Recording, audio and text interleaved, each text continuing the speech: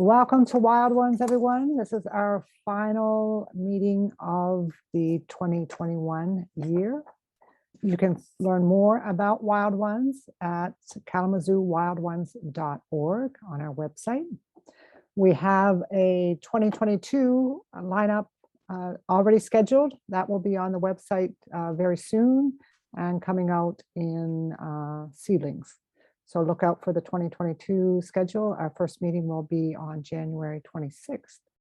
We also have elections of officers coming up for Kalamazoo area Wild Ones. If you are interested in nominating someone or nominating yourself for a position, please see our website. We've got more information on elections, and Kathy McGough is the person to contact for that. So the information is on our website for that. But our elections will be in December, so we want those nominations as soon as possible. We also have a request for interested members to share their experiences with their native gardening for our fall program next year, October 2022. We're going to have a panel presentation called A Wealth of Experience Within KWO. And so Ruth Caputo is organizing that, and you can email her or call her. The information was in the November seedlings that was emailed to you at the early November. And you don't have to be an expert. What we want is to hear about people's experiences with their native gardens so that you can share that knowledge. So if you're interested, please contact Ruth Caputo about that. So without further ado, then I'll introduce tonight's speaker, and it's my pleasure to introduce Alysia Babcock. She is currently the Vice President of Kalamazoo Area Wild Ones. She's a native Michigander who grew up on a farm, and that fostered her love of nature and the outdoors. She's found many outlets to continue pursuing her interests in the outdoors, including earning certification as an advanced master gardener, as a conservation steward, and as a master naturalist. Alysia has volunteered her time as a steward with local organizations such as the Southwest Michigan Land Conservancy, the Giving Garden, and the Wildflower Restoration Program on the Kal-Haven Trail. And it's this latter experience that really got her hooked on native plants, she's told us. For the past 5 years, Alysia has operated her own business, Garden Guru Kzoo, which specializes in native plants, garden design, and implementation and management of those gardens. And her goal is to have native plants in every garden in Kalamazoo County. So Alyssa's tonight is going to share with us some of her observations and experiences from visiting and working in various preserves in the Kalamazoo area, and how we can draw inspiration from the beauty of these spaces when designing our own gardens. So please join me in welcoming tonight's speaker, Alysia Babcock. Take it away, Alysia. Thanks, Anne. Appreciate it. Before we get started, I just want to say I'm not a photographer. I've taken pictures, but I do the best I can. I encourage people to get out and see preserves at all times of the year and see them for themselves. I also need to send a big thank you to Sue Hoddap, Irene Day, and Pat Reed. My fellow botanizers, we go trail walking a lot, and I've learned a ton from those people, which I'm going to share with you guys tonight. So let me share my screen. All right, there we go.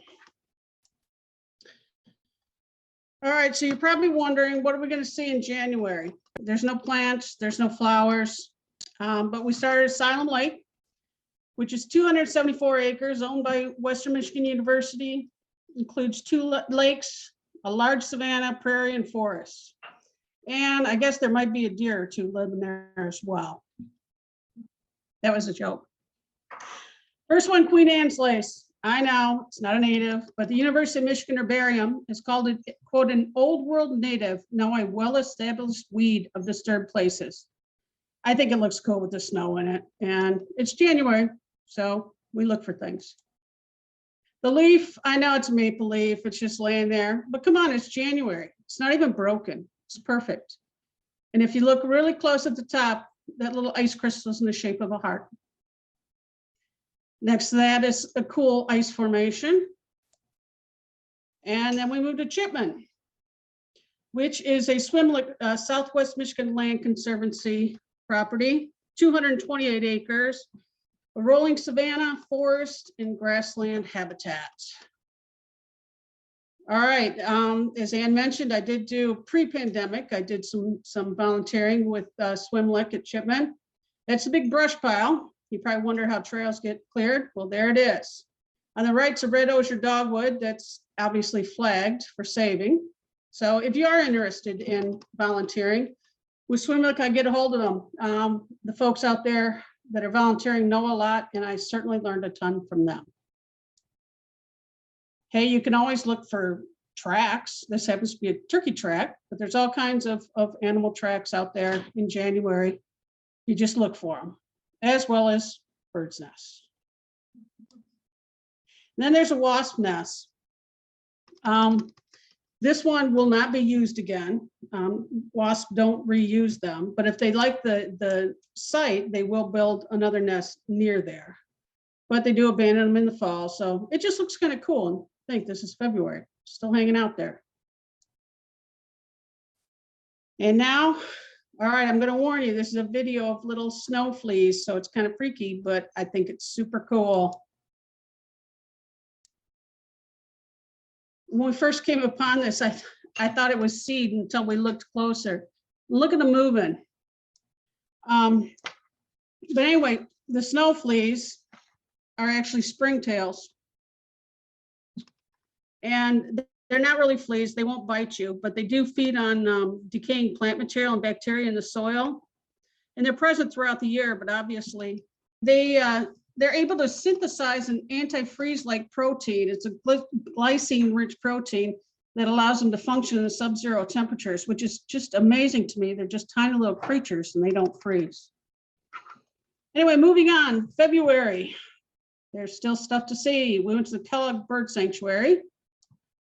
And this is a great place to practice tree ID because they have these cool little signs that not only tell you what it is, but give you a little information. It's bald cypress, which there's also one at Kleinstock, if you haven't seen that. It's kind of cool to look. The bald cypress does lose its leaves. It turns bright red in the fall and then loses its leaves, its needles, I should say, not leaves. And it can handle a wide range of soil types, wet, dry, swampy. Most of the time you see them in wetter areas. And the bird sanctuary is a haven for rescued animals as well. I was a little bit upset the first time I saw this until I realized these were rescued birds that had been most of the time hit by a car. So this guy doesn't look too upset. He's got a good life there. And this is another thing I love to do in the winter is look for the woodpecker holes. This is a pileated woodpecker. You can see there's a couple of fresh holes there. So somebody's getting a little snack, building a house. And then I do spend a lot of time on the Kal-Haven Trail, primarily between F&G. I help out with the Wildflower Restoration Project, which has been going on for, close to 10 years. Sue Hoddap started that because she went to the trail and there weren't any spring ephemerals like there'd been in the past, and that's because there was garlic mustard galore. So she started a group to start pulling that garlic mustard, and I strongly encourage you to get out there in the spring to see that. But this is March, so I love this. The broadleaf waterleaf, this is March and it's still green. I think it looks like little Christmas trees. It's just so nice to see something colorful that time of year. And of course, the sharp-lobed hepatica. And it's just amazing to me, I guess, before I knew about native plants, I didn't realize that plants, flowers, held their color through the winter, but they do. And there's always moss to see. On the hillside, you see this moss. On the right, there's a close-up. And moss is awesome. My favorite, this is my true sign of spring, is the skunk cabbage. And I know some of you may know this, but the spadix can generate temperatures 20 degrees warmer than the spathe inside. So it actually warms and can melt the snow around it. And that's how it blooms so early. But it's just so cool in the different colors. You can have the maroon with green in it, the green. They have these, I mean, obviously between F and G, there's a lot of Kleinstock. They're kind of all over, but it's a great thing to see. Oops. And now we're at 48.5 Street on the Kal-Haven Trail. And this is a great place to see wetland plants, but also plants that you might not see everywhere else. And I'll show you some of these in March, but we're going to hit this again in this summer because there's more. Virgin's Bar, which is the native clematis. I mean, it just looks so awesome. This is March, obviously, you know, flowers in the late summer, but the fact that this is hung on all winter, it just looks really cool. As well as the wild yam. The seed packets still look neat. Winter interest, March, whatever. And the American beech. Now, you might think that's a typo, but that's exactly what Daniel Boone put on this tree, or carved on this tree, is that he killed, I believe that's a bear, on that tree in 1760. I like the American beech because the leaves stay on through the winter. Obviously, this is March. And anyway, that tree that Daniel Boone carved in 1760 was around until 1916 when it blew down. Shows you how long that they can live. And they said that the girth was 28.5 feet. It's amazing. You know, the tree was over 300 years old before it went down. But I love whenever I'm out there in the winter, you can always see beech leaves. It just reminds you that there's still life out there. Striped wintergreen. This is another one of my favorites. I mean, this is March and it's still green. You can only imagine how pretty the flower is in the summer. But the fact that it holds its color, you just have to look off the trail a little bit. And you can find it. And this is at a number of preserves. However, it is difficult to find this one to purchase on your own. I'm still looking. This would make a great ground cover in a shade garden. All right, now we're on to May in the Kal-Haven Trail. We're doing F and G again in the Caboose. Great water leaf. I love this. Look at the little hairs on the stems, the nice purple flower. It makes a great ground cover. There's a number of different water leaves. This one I think is, well, it might be my favorite. This just shows you water leaf with the false Solomon seal. And the false Solomon seal, you'll notice that the flowers are at the ends as well as the berries in the fall. But the true Solomon seal, they're hanging down like little bells in the summer. It's kind of hard to tell the difference, but that's one of the key things. And this is one of my all-time favorites, bloodroot. You can kind of see, I know there's shadows on the photo, but how the leaves are just wrapped around the stem, and that's before the flower blooms. They're wrapped around there, and then the flower comes up, and obviously it's beautiful, the white flower.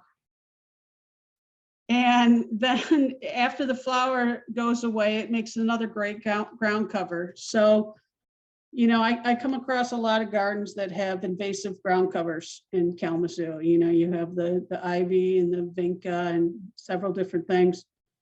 And when you can have something as cool as this, as pretty as this, as a ground cover instead, it just makes a lot more sense. And here's something I think a lot of people have confused at different times, the difference between Dutchman's breeches and the squirrel cord. I think this picture kind of helps you see that the Dutchman's breeches are a little bit more pointed. There's yellow at the bottom. There's a bumblebee on this one, which is cool, getting the nectar. And the squirrel corn on the right is heart-shaped. It's got that pink in there. And the leaves are a little different as well, but this is an easier way to see it is just by looking at the flowers themselves. And here's one, it's not a great picture, but here's one you probably or may not be familiar with. And that's bear corn or squaw root. And it's super cool. It's actually parasitic and it feeds off of different oak trees, different oak trees. And this is obviously in the spring, late in the fall or the winter, it starts to turn a darker color. You really have to look close because it can look like a pine cone, it can look like soil. But it's not that rampant that you see it all the time. It is on the Kal-Haven Trail. We've seen it at a couple of swimlet preserves as well. So you just have to take a closer look. And June. All right, this one's a little farther up north. I went on a trip this early summer. It's north of Manistee in Arcadia. Yeah, there's a golf course there, but we don't talk about that. And I love this blue flag iris we saw and how the swallowtail just fits right into the leaf. I know it's blocked by the leaves a little bit, but the colors are just amazing. They built this trail just, I don't know, several years ago, maybe 5-6 years ago. When I was a kid, we used to go out there and look for swans, and it was all just water and marsh, and the swans hung out there. And now they built this walkway so everyone can enjoy the birds as well as the wildflowers. Also a marsh marigold there. And a little further down the road, we found, actually, it's if anyone's familiar, it's near Old Faithful, which is again north of Manistee off of M22. Pale Indian plantain. This stuff was just all over the place on the side of the road. And I love the close-up picture of it. It was just beautiful. You can see it from a distance, a little closer, and finally right up close. And Bishop's Bog, if you haven't been there, I highly recommend it. It's on South Westnedge and Portage, 152 acres. And it's just got some really cool plants. The button bush, I must have taken 25, 30 pictures of this button bush, and that's not a great photo. It's hard to tell, but it's just such a cool plant. And then I know everybody knows the rose swamp milkweed, but I think it looks cool when it's just budding. And that is an interesting idea that we're moving away from calling it swamp milkweed because it grows in more than just swamps to rose milkweed, which I think is a better name because people get turned off thinking, I don't have a swamp in my yard, but you don't need one. You can have it in medium soils. And this was just amazing to me. The pickerel weed, if you look close, this was all over in there, and it's just amazing. And yes, we saw all kinds of insects in there. Dragonflies and damselflies lay eggs on these, so that's another reason that they're good.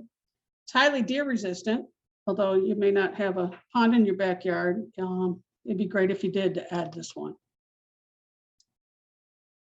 And this is awesome. We were looking all over for this one. Round leaf sundew. I mean, is that not just cool? It looks like little ice crystals or water drops on there. But they have it at Bishop's Bog. No. It actually traps its prey on the sticky hairs on there, and then it feeds on the insects. They get stuck and the tentacles coil around it. So it is a carnivorous plant, but it's also very beautiful. And back to the Kal-Haven at 48.5. Yeah, that's one of my favorite places. Bottlebrush grass. I know we see it places, but it's just awesome to me. I mean, you can totally see how it gets its name, right? It would just fit right in a bottle.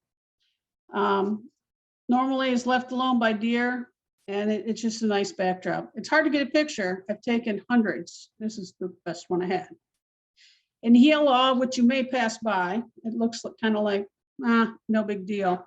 But I love the little purple flowers. And then after they fall off, there's this translucent inner part that it just kind of glows in the late summer, early fall. I showed you wild yam earlier in the winter, and this is what it looks like. Yeah, this is one of my new favorites. I mean, what a great, it's a vine. So what a great backdrop to have. You build an arbor for someplace and it would climb up it. It just looks so cool. And obviously it stays through the late fall, winter. All right, this is one of the best parts of 48.5 Street, the Michigan lilies. They are all over and they are gorgeous. You got to get there within the right time frame, you know, you got a couple week window, but they're just astounding and they are all over the trail. These are two you may even pass by, but I think it's super cool. The lizard's tail, they're actually fragrant. It's kind of like a citrus aroma. They're 1 to 3 feet tall, but look how it just curls a little bit. And the picture on the right is the turtle head. And you can see where it gets its name. Resembles a turtle head just poking out of its shell. They can get to be a little bit taller. Also beneficial to butterflies, bumblebees, and hummingbirds. All right, then Black River Preserve. All right, this is another swim lick. I guess I go to a lot of swim lick properties, but this one's in South Haven. 121 acres, including wetlands, floodplains, and it's former farmland. White snake root. I really fell in love with this plant there because you're kind of walking in the woods, there's nothing going on, and all of a sudden you see this pop. And it's just astounding. So if you have a shady area, this is a great place to add it. And wood nettle. You may walk by it. Probably not something you'd want to add to your garden. It is a nettle. It can sting. It's not as bad as the other ones, unless you touch the underside of the leaf. But as you get a closer look, I mean, look at the little hairs on the stems. Look at the seeds in there. Drops of water almost on there. It's just so cool. I think what I'm trying to say here is sometimes you walk by and see things, and if you stop and just take a closer look and see the fine detail, or take a picture with your phone and then pull it up and enlarge it. It's amazing to see the detail in some of these native plants that if you're bustling by on the trail, you may not notice. Wild cucumber, yes, it is aggressive. Yes, all of those things, but it's super cool. The flower is really pretty. It climbs. And the fruit, though it's not edible, although it's called cucumber, it's not edible, but it's really prickly, but it's cool. Actually, people use it in dried flower arrangements.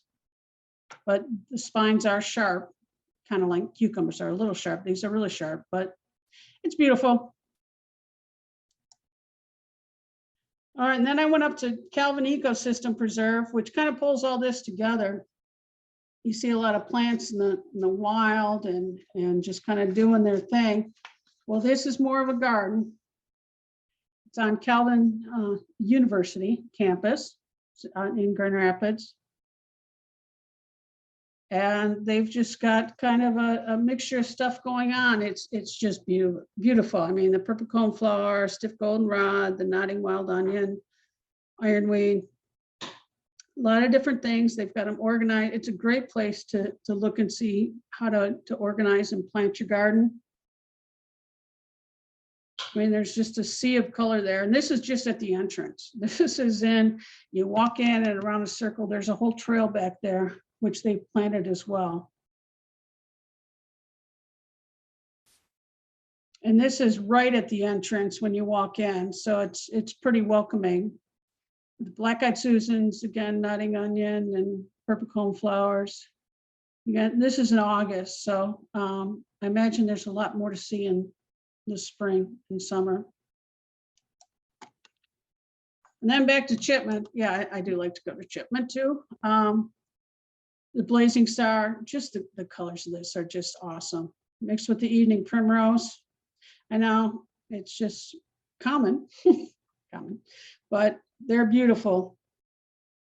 And you know, the common evening primrose, it is a biennial. It grows vegetatively the first year and then completes its life cycle in the second year. But it reseeds like a lot of natives. And again, it benefits insects, butterflies, caterpillars, moths, bees.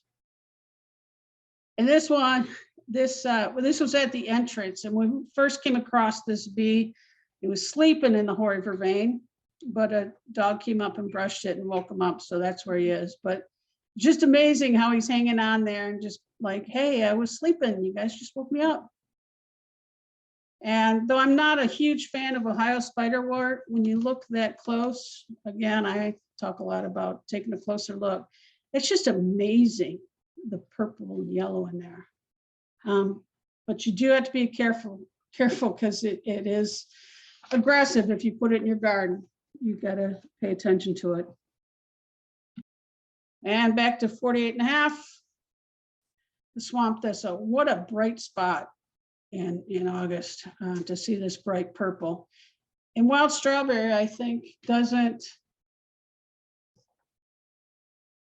get enough call for the pretty flowers, and it makes a great ground cover. I mean, you can say it's aggressive, yeah, but you can just simply cut the runners off.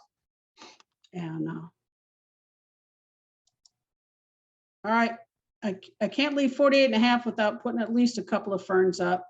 The royal fern is really prevalent there, but I didn't have a good picture of that. So cinnamon fern, which I love to see all times of the year. You see the brown fertile fronds sticking up, and sensitive fern on the left. That's my favorite fern.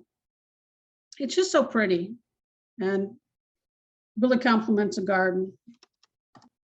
And we're on to Portman in September. This is another swimlet preserve, 189 acres in Van Buren County. Lakes, upland forest, fen, wetland, lion's foot. And it's just a nice, I got to tell a story. And it includes Sue and Irene, who I mentioned before. We would go on these trails and they're like, Pernanthus, oh, there's one. I'm like, oh, yeah, I'm trying to learn all this stuff, right? And then I was putting in a garden for my mother and I got a lion's foot. And I'm like, oh, I'm so excited. Yay, there's this lion's foot. And then I looked at the scientific name. I'm like, this is what I was looking for all that time with Sue and Irene. So I found it. Anyway, it is fun to look for that on the trails as well. And there's just another picture of the fall salmon seal, this time with the berries instead of the fruit. And I don't know, Anne, if you're checking out the chat, but if anybody knows why this fern is white, I checked around, I did some research, I couldn't figure it out. And maybe we can wait till the end on that. But if anybody has any ideas, there was more than one. It was only one spot and it was white, not green. So that's our challenge for the day. And back to Bishop's Bog. Pitcher plant. This is absolutely the coolest plant, I think. It again is carnivorous. What's really well, you can see the hairs on there. So insects will travel down and then they get trapped and sorry, they die, but the nutrients from their little decayed pest bodies are absorbed by the plant, and that's how it gets its nourishment. Interestingly, the larvae of the mosquitoes and the midge complete their life cycles in the pitchers. For some reason, they aren't affected by those digestive enzymes. So they grow and they're fine, and it just looks cool. You don't see this a lot of places. Bishop's Bog has it. I'm sure other places do as well. It's just super cool. And cotton grass, yes, I'm still learning native plants. I didn't know that we had cotton in Michigan, cotton grass, but isn't it beautiful? It looks so soft and silky. It's just a neat plant to see. And Grand River Ravines, this is again a little bit of a hike. We first went here with the Master Naturalist course and learned it was a great place to go, especially in the fall. I mean, the colors are beautiful and the plants as well. Strawberry bush. Okay, who doesn't think that looks like Pac-Man? But the colors are just amazing. And what a great addition to a garden that would be. Of course, we all know witch hazel, but those colors, doesn't it make you just want to put one in your yard? For sure. And it can grow, the witch hazel, if you're not familiar, can grow in the shade. It can be a small compact tree or larger, depending on what you're into. This next one, oh, whoops. Sorry, the Eastern Wahoo. People talk about alternatives for invasive plants, and they have their burning bush that they have, and they want some fall color. Here it is, the Eastern Wahoo, and the colors are nice. They're amazing, but look at the fruit. I mean, that is so cool looking. Problem is, deer love it, so it's a little bit difficult to keep it going in the wild. However, actually, when we were there with the Master Naturalist, the leader there who worked for the parks grabbed some of the seeds, and they were going to try and propagate them, just keep them going. And the white vervain, we were here in October just before Halloween. It kind of looks like a scary little ghost, but it was cool. I mean, this is the fall look of it. And to me, the ultimate is this maple leaf viburnum, just for this picture right here. I mean, that's just simply gorgeous. Just a little bit of maroon on the tips, the blue of the berries there. And who wouldn't want that in your yard for the shade? Plus, you can keep them low to have them, you know, in your garden and won't take over. And we're on to December. Blanch Hole Preserve, which probably doesn't get its due. It is in the city of Kalamazoo.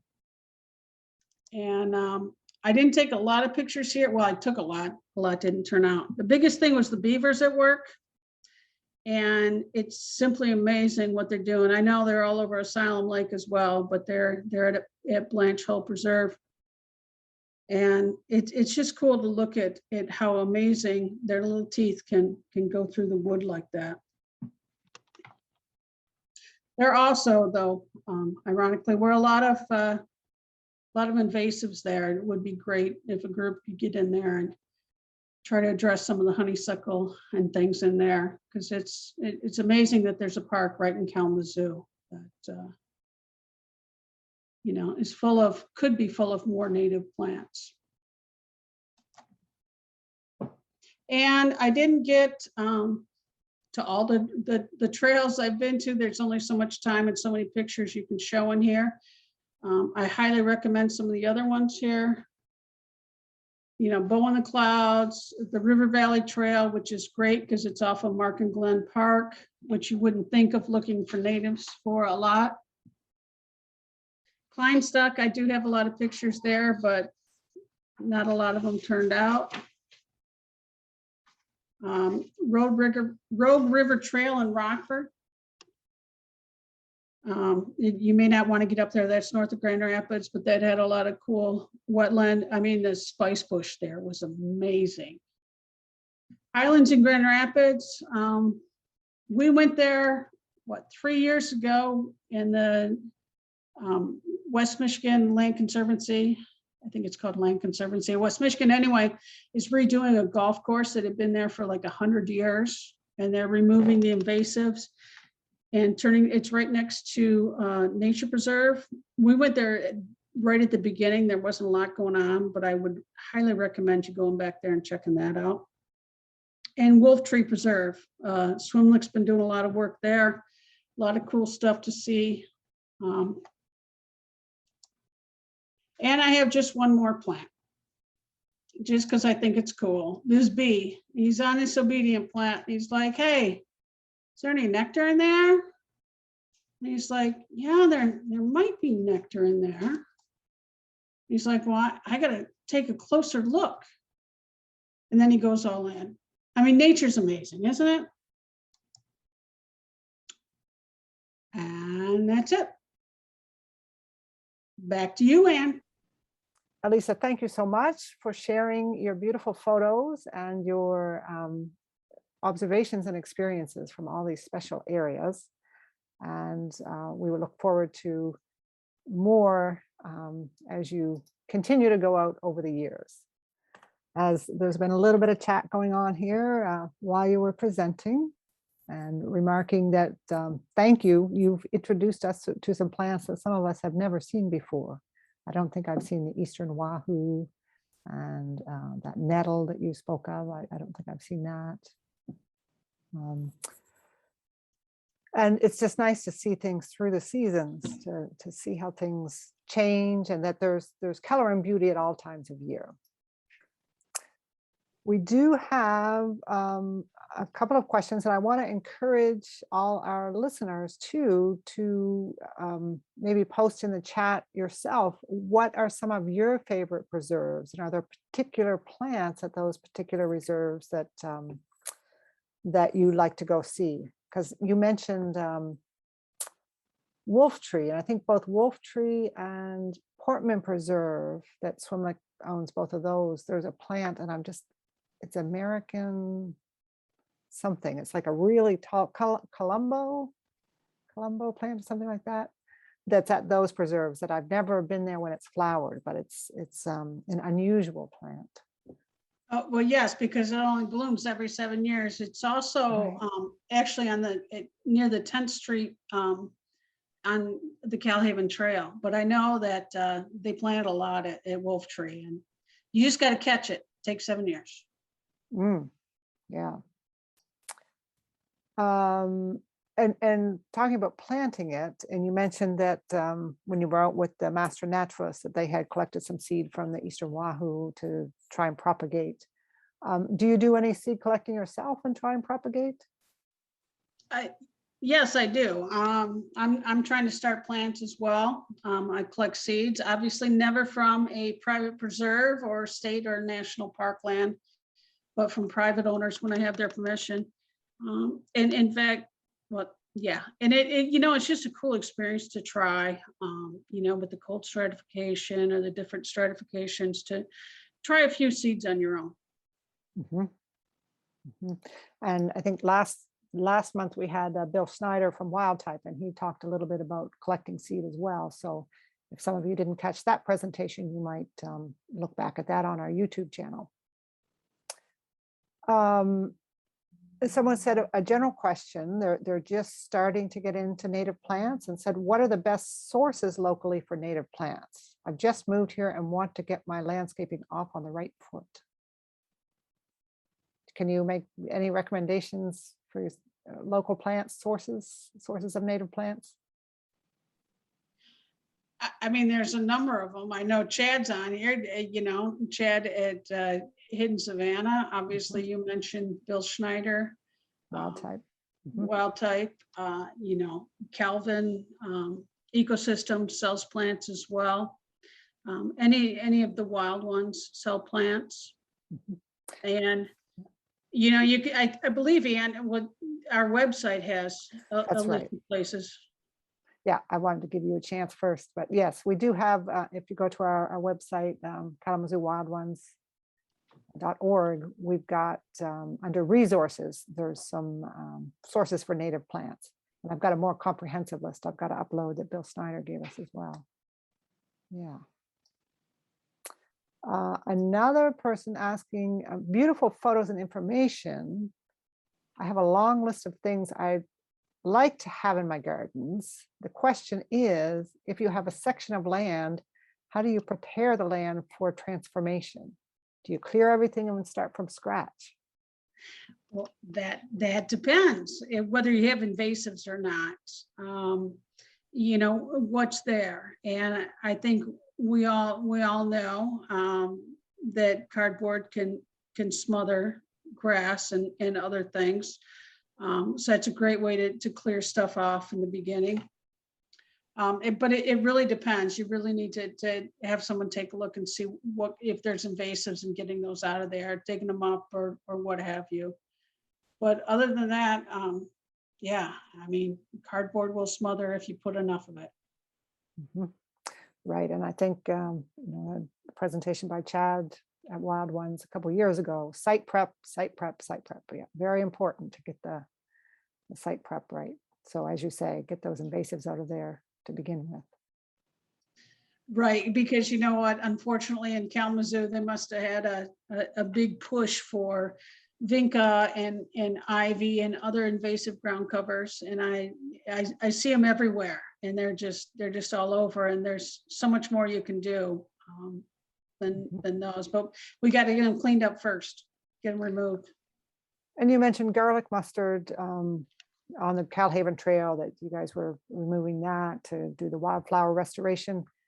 It seems to me, is there vinca along the trail there too? Did you guys do removal of that, or? Oh, absolutely. Yeah. I mean, Sue's all over that. Also, the honeysuckle's pretty prevalent. The vinca wasn't terrible. The problem is what people do is, especially if they live in the country, they're like, oh, I don't want this here. I'm just going to dump it over my fence. And then it takes off. Mm-hmm. So there was vinca in the Kal-Haven. It's definitely been addressed. And you got to keep an eye on it. It's a never ending, and it's gardening, it's keeping up with it, and you got to pull stuff forever. Yep. I'm battling crown vetch still. Yeah, definitely. And actually, and thanks for pointing that out, because one thing I didn't mention is, we could always use volunteers on the Kal-Haven Trail, between F&G and removing that garlic mustard. Again, I strongly encourage anyone to go out there in April, May, but we can always use volunteers, or Sue, I shouldn't say we, Sue can always use volunteers out there. And it'd be great to get more parts of the trail, but even to keep that one, because the garlic mustard, I mean, I can't imagine how many hours they've spent. It keeps coming back. So contact Sue. I don't have her email address here, but they could certainly contact me, and I can put them in touch with her. Yeah, in the chat, kalhavenwildflowers@gmail.com. Thanks, Sue. Okay, great. Favorite preserves. See one here, North Country Trail, just south of C Avenue. There's a large area of pink lady slippers in mid to late May. Wow, that's cool. But just a reminder that those are endangered, and gathering seeds or trying to remove those. It'd be great to go take a look. Absolutely. Yeah, I think that's what they're suggesting. Yeah. Oh, of course. I didn't mean to hint that they weren't saying that, but just a reminder to others. Yep. Yeah, that's what I was wondering. So like along the Kal-Haven Trail, things like Dutchman's breeches or stuff, can one collect seed from those, or? Nope. No, because it's actually not a state park, but it is a state trail. Mm-hmm. So yeah, there's no seed collecting. You can take things, berries if you eat them, kind of thing, whatever the rules are for the state property. So someone says berries, nuts, and mushrooms. That's what you can take from state parks and state park trails. I did see some people morel hunting when I was on Kal-Haven Trail this past spring. Oh, there were a couple questions. So one is, where can I get strawberry bush? And another was, do you know where I can get Eastern Wahoo seeds or plants? Yeah, I probably shouldn't have put those on there because they're hard to come by. They're really cool when you see them in the wild. I've tried to locate any of Southwest Michigan genotype, and I can't. And I haven't seen any that I can get a hold of, because I would. They're great plants. But and especially the wahoo, just because the deer like it so much, it's hard to come by. Okay, sounds like Jesse might still have feedback. I'm going to just remind us of our next meeting. Let me just share this. presentation to kick off the 2022 year will be Rebecca Togneto. She's up at the University of Michigan at Flint, and she works on plants and pollinators in urban gardens mainly, and she's going to be talking about choosing plants for pollinators. And we do have on the schedule for January 30th a plant propagation workshop that we're going to be doing in conjunction with Western Michigan University. We've still got to finalize the location of the rooms, but it's going to be at Western Michigan University. Alysia, thank you so much for sharing your beautiful photos and your observations and experiences from all these special areas. And we will look forward to more as you continue to go out over the years. So with that, if there's no further, let me just check this. If there's no further questions or comments, good night and have a great Thanksgiving, everyone.